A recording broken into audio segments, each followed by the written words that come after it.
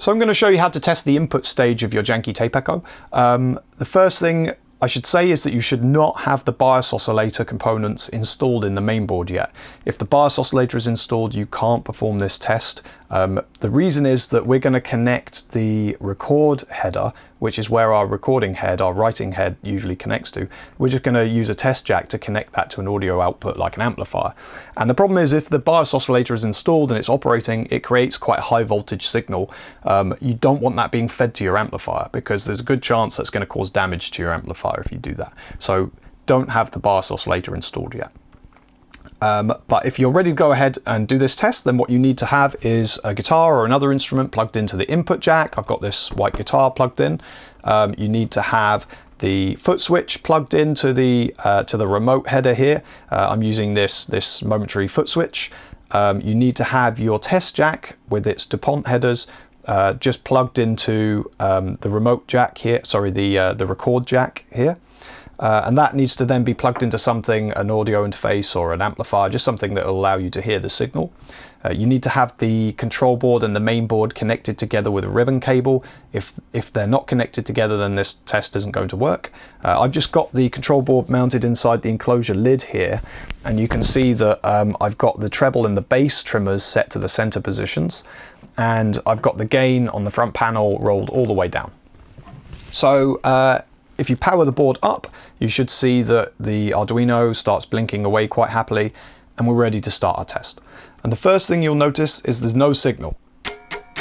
And that's because when we power this effect up, it starts in bypass mode. And because we're taking our signal from partway through the middle of the effect circuitry, it basically means that we're only listening to the effect signal and no signal is being routed into the effect, it's being bypassed. So we shouldn't be hearing anything at this point.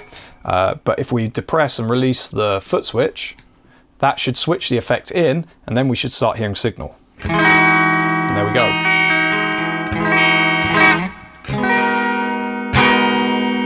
So what you want to do first is just play and turn the gain control up and make sure that you're hearing that doing some boosting. So you can hear there, as I turn that up and down, it's obviously getting more and less boosted.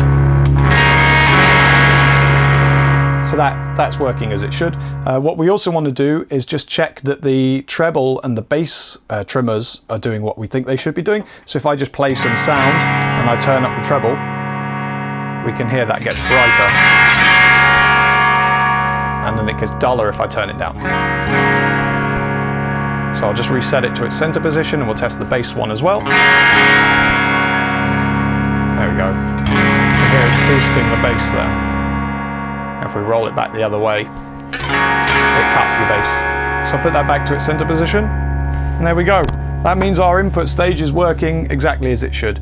If anything hasn't worked the way that it should, if the controls don't quite respond correctly, or there's no signal or very weak signal or anything like that, then just take a look at the debug section on our written instructions on our website, and that should give you some pointers as to how to go about determining what it is that's wrong.